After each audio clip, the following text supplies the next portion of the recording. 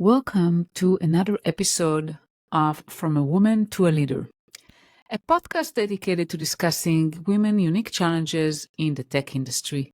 I'm your host, Limor Bergman-Gross, and in this episode, I have a pleasure speaking with Joya Joseph. Joya is a remarkable engineering leader, and she's going to share her challenges as a Black woman in engineering. She's going to share some microaggressions, some biases she felt, both in college and also in the workplace. But she's also going to share her wisdom of overcoming those challenges. So stay tuned to this episode. I think you're going to learn a lot, especially if you are a woman of color in engineering. Thank you. Hi, Joya. Welcome. Thank you so much for being here today. Thank you. It's good to be here. Yeah, and we're going to talk about the good, bad, and ugly being a woman in engineering, a Black woman in engineering, but in reverse order. Yes. So yes. let's Always been on a start. good note. Yeah. Yeah, so let's start about the ugly. And can you share with us what it was like becoming an engineer as a Black woman, and what kind of discrimination or challenges did you face getting into the field? Oh, yeah, sure. Um, so I started off as I'm actually an electrical engineering major, degree, with a track in systems and power systems, and so basically robotics. Um, it was I enjoy being an engineer. Like I always wanted to be an engineer since I was a little kid. I took apart pretty much everything in the house just to see how it worked. So I was really, really excited to coming into this field. A little background on me. I am actually from the Caribbean, so I'm from a little island in the Virgin Islands called St. Croix. Predominantly Black, so I didn't really grow up with a lot of discrimination that a lot of people in America have grown up with. So I came here for college, and that's when I started to realize that, the color of my skin is an impediment, essentially, for Hmm? life. So I started school, and the first time within my degree that I realized that I might not be welcome was in college. I looked to a professor during open hours to ask about a question that I quite didn't understand from the class. And after asking him the question, he asked me what my mom did, which I found strange. And I was like, okay. I was like, my mom's a secretary. Um, and then he was like, maybe you should do what your people are good for, like being a janitor or something like that. Engineering's not for people like you. And I remember standing there and staring at him, like, what? Because at first I didn't quite understand it. So he's like, "Do you not understand what I'm talking about?" And I was like, "No, who's people like me?" Like, I remember the good old days when it was just a bunch of white men sitting at desks facing each other, learning engineering and working on hard stuff, and then people like you feel like you have the capacity to be engineers. And I was, yeah, that was the first time I went, oh, you mean because I'm Black? Oh, okay. And I'm a woman. Wow, that's interesting. And that was the very first time I kind of, it was like straight in my face, like you can't run away from it situation. Um, I do thank him though, because that made me, because I am what we call bloody minded. I was like, oh, I'm gonna show you that I am definitely worth, getting a degree in this very hard program. And so I got my degree. Um, and I kind of developed my man and a boo boo thing. Like, look, I got my degree. People like me can get a degree. And then I, started in the workforce. And I started working as a contractor for the military. Um, And again, I was the only female engineer. I was also the only black female engineer. And so it was actually not that bad. I did have to, I think just because of the space I was in, be a little tougher. Because it's during wartime, so it's the Gulf War, the second one. And so you kind of had to be a little tougher in that space, sort of. Um, so I don't know if it just was my survival instinct was just to be the strongest one on the team, the most almost abrasive one on the team, just kind of have that exterior of I'm unfazed, I can take it. So that I didn't feel like I was a weight or a burden on my team. Like my team was great. Like the guys were like we were almost like a family. I know a Mhm. lot of people think that's toxic, but in this case, like we were, like we hung out after work, like we had an incident, unfortunately, again, where because of the color of my skin, we were met with some oppression. We were traveling to our base. I live in North Carolina. Wait, my base was in Maryland, and we were traveling to the Maryland office, and I was driving. Um, and we got pulled over by the police. Actually, before that, we stopped to get some food. And we were in Virginia, we stopped to get some food, and we got out, we're just laughing and everything. It's me and the other white guys.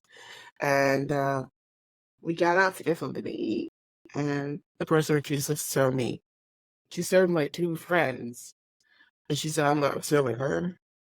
And I just was like, okay, whatever. I just went back out into the car and sat down. And they came out and they were like, we've never experienced that before. Like, we've heard that this is a behavior that Black people get, but we've never seen that happen ourselves and not to our friend. And I knew it shook them a lot. And then another incident is where we got pulled over. Instead, I'm driving and they refused to speak to me. The police officer refused to speak to me and spoke to my coworker in the back seat who was a white male. Um, until I showed my badge to show that I work for the military. And he was like, oh, luckily, thank you for your service, ma'am, blah, blah, blah, blah. At that point, I was just like, sir, just can I go, please? I need to make it to my base. He's like, I'm so sorry. Blah, blah, blah. He's like, there's a lot of cars being stolen. And I was just like, why do you think I would be a person that stole a car? You know, but at work though, there are times where I would say something and it would be shot down almost immediately. And then a coworker next to me, usually white male, because that's who I've always worked with, would say the exact same thing. And it's the best thing I've heard. You know, and you just kind of sit there like, why why did that happen? Since it's not that I said it incorrectly, I literally said it the same way, um, but it came from me. Mhm. And so one of the things that I've always said is I'm an engineer first, who happens to be a woman, who happens to be of African descent in this space of work. But when I walk through the door, the first thing people see is she's a Black woman who happens to be an engineer. And other people don't get that. Like you see a white man walking, he's an engineer, he's stellar. I have to go 5 million miles ahead just to be meh, just to be mid, just to be medium. Yeah. Um, and I'm not. Yes. And I have to remind myself that like it's not my fault, right? Um, but it is what the space is. Um, but yeah, that's kind of how I started off in engineering and some of the aggressions I got even just in education. Yeah.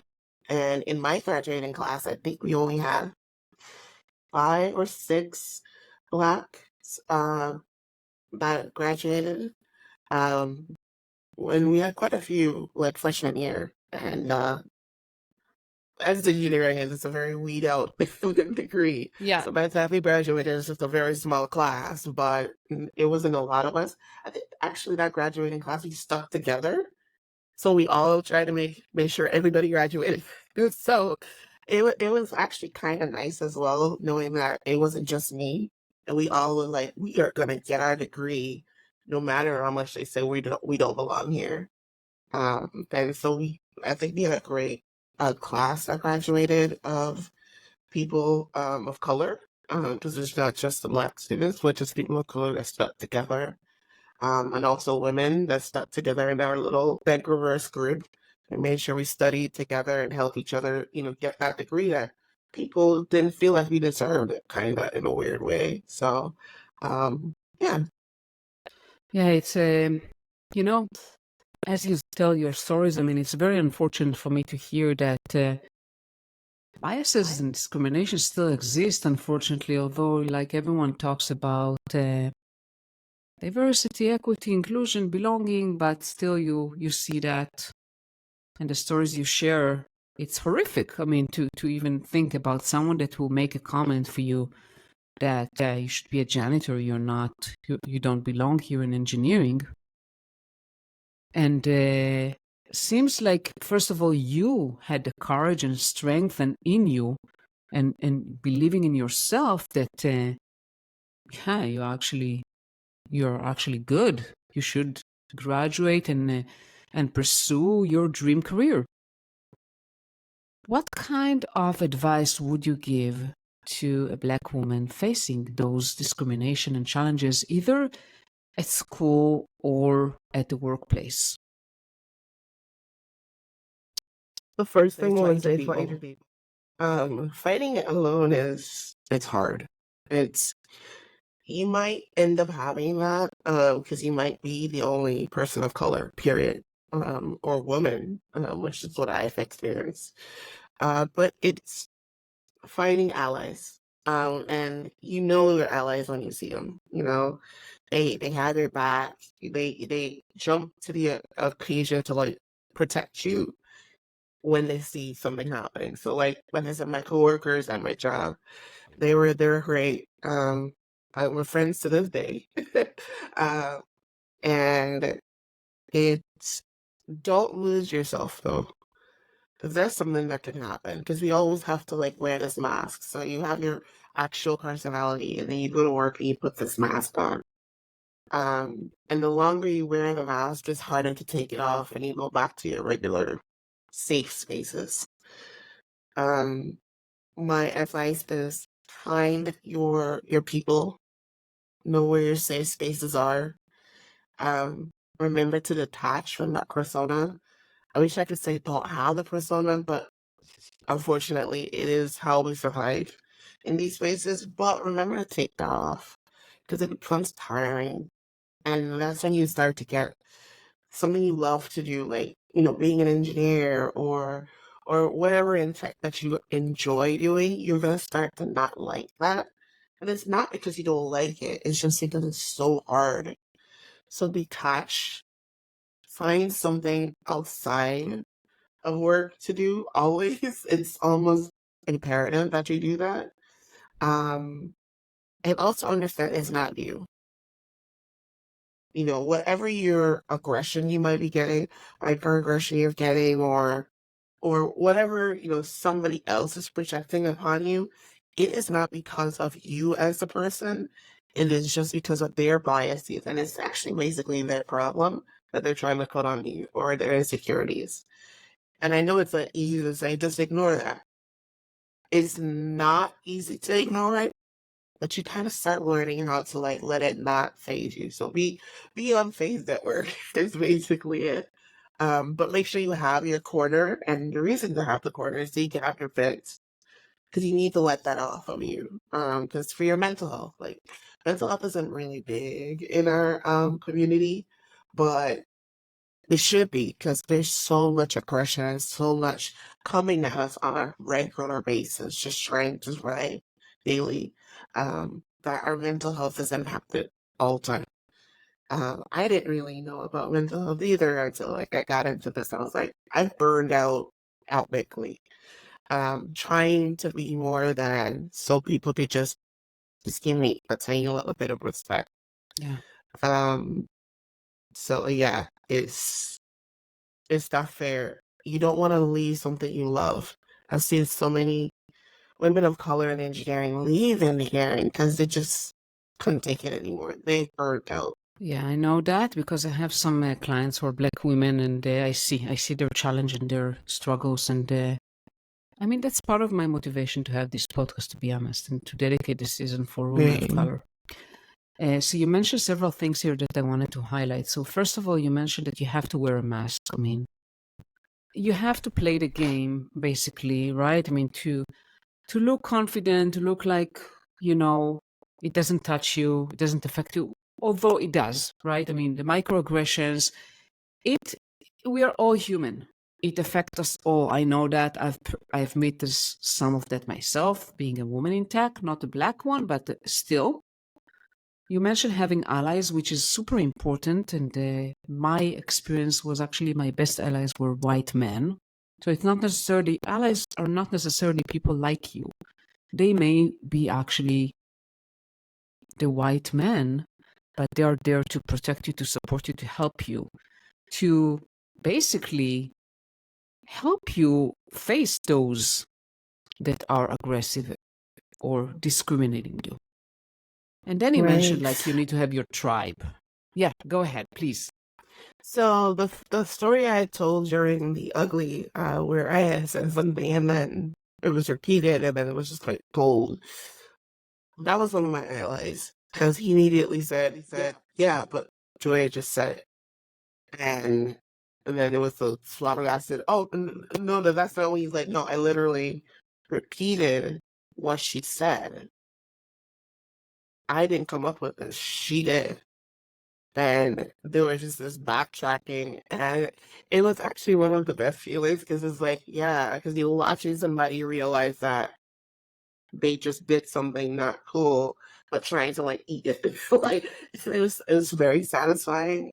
I just wanted to give that engineer a hug, and he was a white male. And we are friends to this day, as well from a previous job. But you're right. It's my best allies have been white male engineers who see something that happens and usually like they apologize. And ever since that incident, they're like, we're protecting her because I'm their peer. I'm not just, some other like we work together all the time. We code together. We sit there trying to figure out bugs together. We're in the trenches. They see me as an engineer, right? Not as what other, usually upper management see me as just, angry black woman, which is another thing that just boggles my mind, is that I have a very strong personality. So when I speak about something, sometimes I have a very, very like, I don't know. I've never felt that way about myself, but it seems to be an aggressive tone. Mm-hmm. And so and I ask a lot of questions. If there's something going on, I've always felt that people can't make a change unless you let them know that there's a problem. Unfortunately, it's coming from me. It's more like a complaint, or she's being, aggressive, or it's very strange behavior. Um, and I usually I'm come to the point where I've just leaned into it weirdly, where I'm like, I know I want to get a target on my back, but if it's going to make it better for my team, then fine, I'll take that target. If it makes change, as it upper management is just aware of this is now happening, or people aren't happy about this, I'll take it, right? But just like I said before, that mask is just that I'll take it. It does bother me. Yeah. It does weigh on me. Where I can say something and it's just automatically seen as a problem. I just said the sky is blue, and it's like, oh, she said the sky is blue. It was like, well, but it is, and so it's those little things that you kind of sit there like, why? Why do I have to deal with this?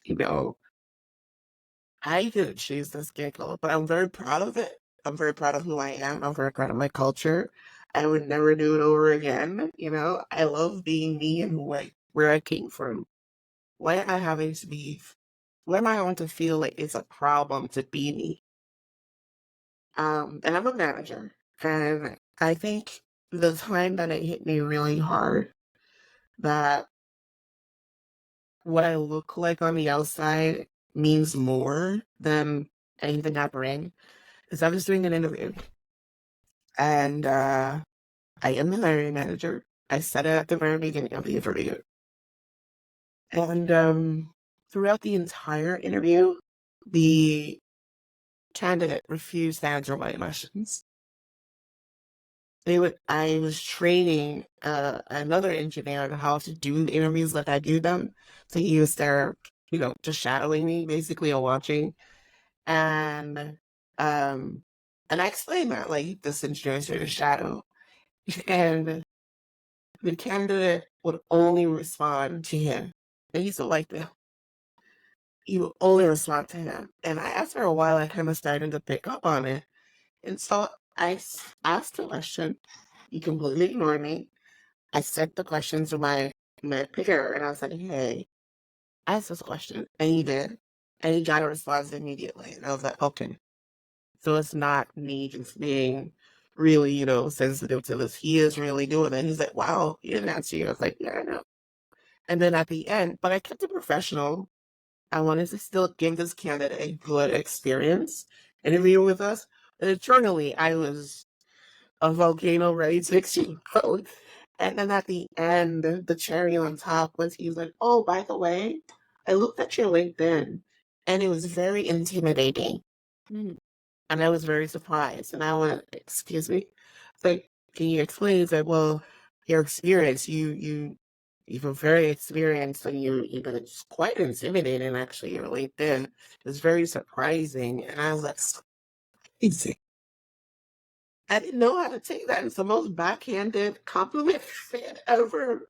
And this is just at the end of this experience. So I'm already not in the mood for any of this. And I was just like, I said, well, thank you very much. And I hung up from that interview and went into my bathroom and just cried. And I usually am not a crier, but it was more out of frustration because like I'm like progressing. I'm a manager. I'm hiring people. Even my candidates are just like, you're a black woman, you don't belong here. So in a situation of like, when do I get to the point where I'm not judged by the color of my skin and that I'm a woman? And just by my accomplishments, because I did that on my, not on my own, had people help me. But I worked hard to get where I am. Why all this stuff? Why still push it down? Like, what do you mean by surprised anything, intimidating? Like, no, you would say that to anybody else. Yeah, and actually my peer apologized. He's like, I've never seen anything. I'm so sorry you went through that. He's like, it was even uncomfortable for me to watch that happen because you're so awesome. And he went and complained and everything. And again, the allyship where he took it upon himself to complain, like, this was not okay. What just happened? Absolutely. And the our talent person was also pissed off, and he called the company like that was not okay. What happened to my manager? And again, these are all white males, but they were like, I didn't say anything like that, and they all were like, nope, you're not doing this to her. You're going to apologize. And I was like, actually, I don't want the apology. Just if we could just move on, because I don't want to interact with this human being anymore. But thank you so much for like coming to my defense. And so yeah, it's funny how you don't realize you're making an impact on people until like something like this happens and they come to your defense even before you just say, let this bother me, Yeah. Which is why it's like allyship is just so important in these cases. Absolutely. If you see somebody that you work with and you respect being treated badly, say something. It means so much to us to know that it's not just us having to fight this by ourselves. We shouldn't have to. at the end of the day, but it is what it is. But yeah, I always come back to allyship because this is why I'm still an engineer and tech to this day. Otherwise, I'd have left. Yeah, and Maybe I would have been the janitor, my professor. yeah, so I think we can call out here all the white men. We need your allyship. We need your support to help us, right? And you also mentioned the Yep. emotional toll. Obviously, I mean, even with allies, it takes an emotional toll to have those, microaggressions, those, I don't even know how to call them, like those behaviors that I wish we didn't see. What strategies do you use to find balance and take care of your mental health? Like you mentioned, mental health, it's important. How do you do that? How do you deal with that, those emotions that comes up? I deal with it badly. To be honest, and the reason I'm just gonna just be honest and I deal with it badly is I've burnt out twice in my convention. Not because I wanted to burn out, but burnout's a very weird thing where you don't feel it until you're completely burnt to the crisp, and by that time it's too late. Um, it's just so hard to like see it happening. Like you feel tired, you're like, but no, it's just, I could do it more. And it's like, no, no, no. Your body's telling you can't. And then you end up with like chest pain or tired or fatigue, and then by that point you're just burnt completely out. But what I've done is I am the typical nerd, I guess. I make sure I try to do the work, especially as a manager. I am very strict on work-life balance because it wasn't done for me per se. So I try to do it more for my teams now, where I'm like, look, log off. You have a lice. Go do that. Even if it's to watch paint dry. I don't want to see their little thing to show that you're still on Slack. Get off some computers. Because whatever you think needs to be done right now can be done tomorrow. You need to go live your life. Like, don't do this. Mainly because when you burn out, everything else is going to keep going and you're going to be the only thing sitting there burned out. Yeah. And it's just kind of understanding that the world's not going to crumble because you took 2 minutes to breathe. It's going to crumble whether you do that or not, to be honest. So, what you never yourself up for? So, yeah, so it's like detached. Like, I play TTRPGs. I immerse myself in that. I enjoy that. I hang out with friends and do that. I listen to music. I enjoy time with my kids. Um, travel. Travel is my big thing. I love traveling. Uh, I usually take a vacation where I can take a long period of time to detach from work, so that I can actually refresh and then get ready to go back into the trenches. Um, and just like find the thing that is not work related that brings you joy and immerse yourself into that, so that you can detach for a little bit to shore yourself up to come back in to deal with, because it's not going away, right? And it's so like, oh, just ignore it. Also, if you feel yourself burning out, take a break. Find a therapist.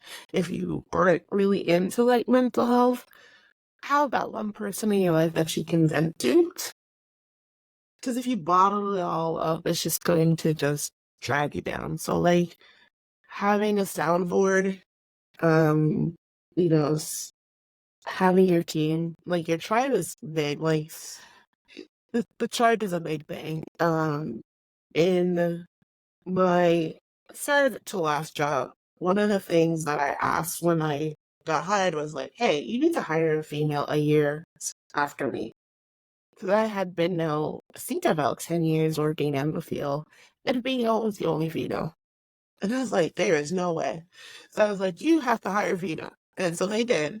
And then we hired some more. And then he hired some more. And that little group of female engineers, we're still friends to this day. That's my tribe, like my little tech tribe. Like if we find that one person needs a jog, we're all like, okay, we're gonna, begging your freedom, you see, we're gonna sit in for them, we go bowling, it's just because we're all going through the same thing. We're there to support each other.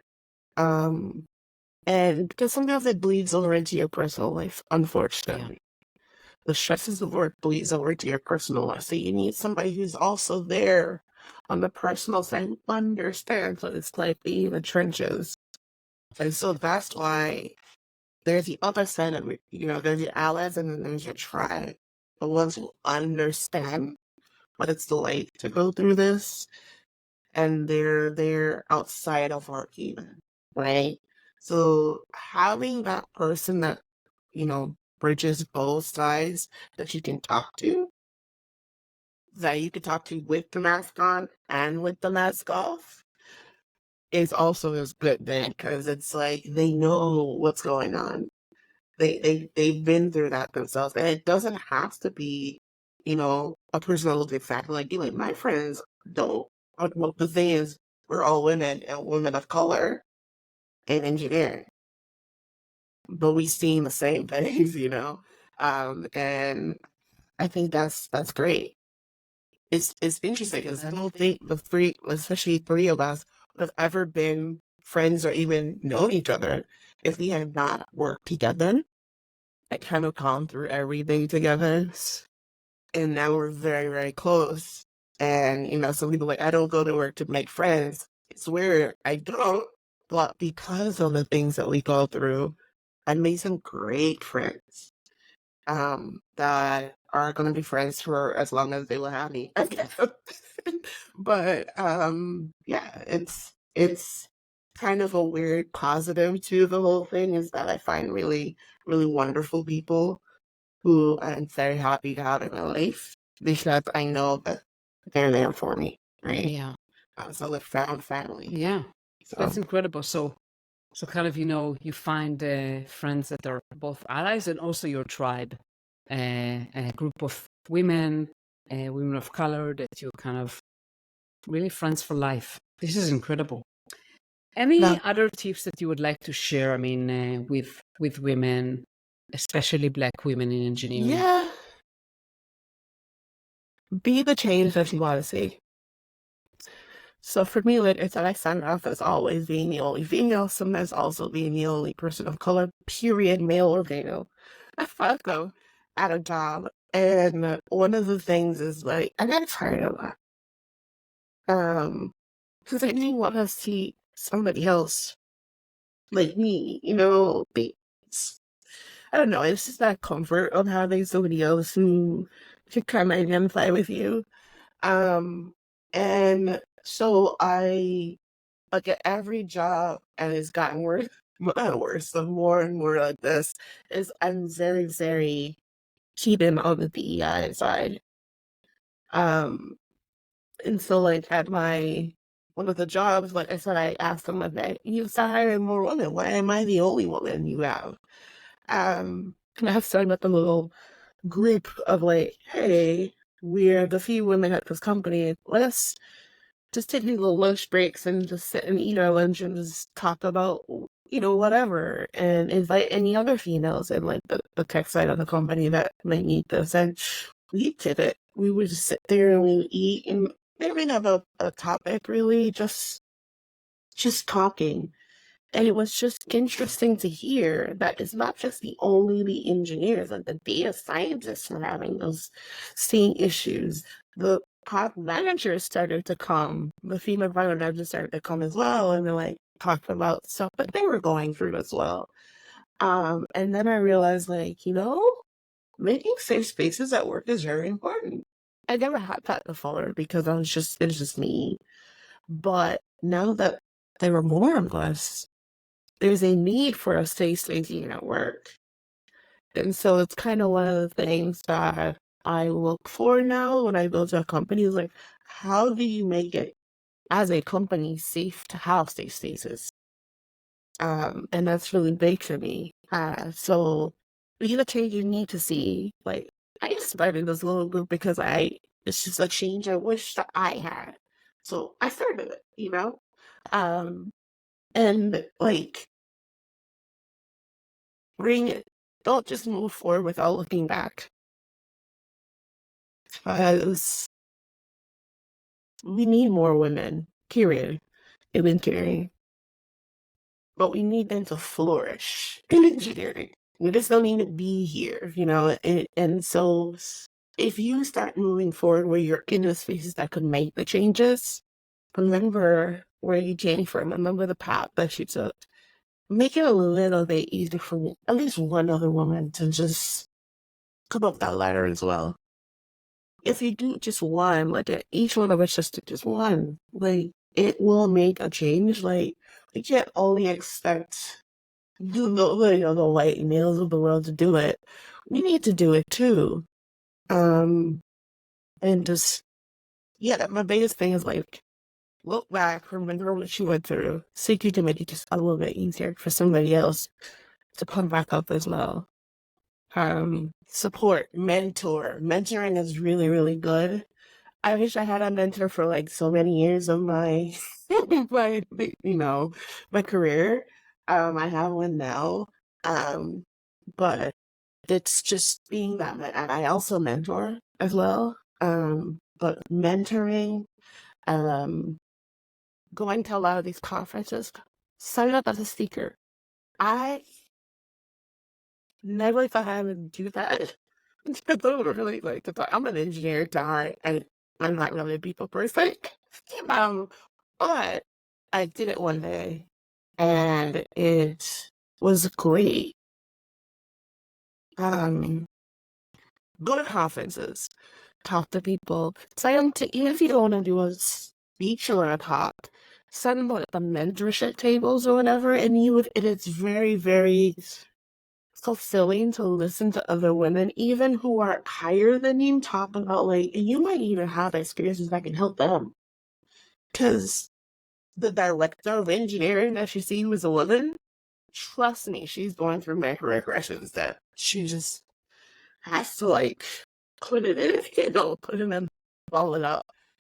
She does want to have that moment to talk about something, and you might have advice that can help her because you've been through something like that. It's all about the communication with each other. Talk about it. Listen, listen to other women. I think one of the things that made me a little bit sad, and I haven't had this myself, but some of the other women engineers I've talked to is the person that gives them the most aggression is another woman.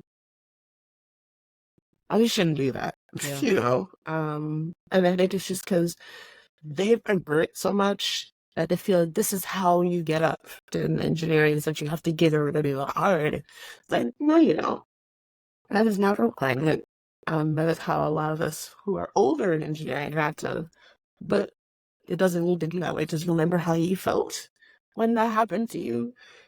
We don't want that bad toxic behavior to continue. So be the change and stop it at you. And remember, I would have rather somebody do this when I did that. When I made a mistake, I have rather that somebody come to me and tell me my mistake and work with me to make me better instead of telling me you're terrible, you should be here, so on and so forth. So yeah, it's trying to change the narrative of a woman engineer as it's an engineer who is a woman, not a woman Exactly. engineer, Yeah. Wow, those are So yeah. wonderful insights, Joy. Thank you so much for being here today. And how can people find you? I am on LinkedIn. I intentionally am not on social media anymore, but I am on Twitter or X. I'm sorry, I'm on X. I am usually you can find me in the Women of Engineering groups. I usually do talks.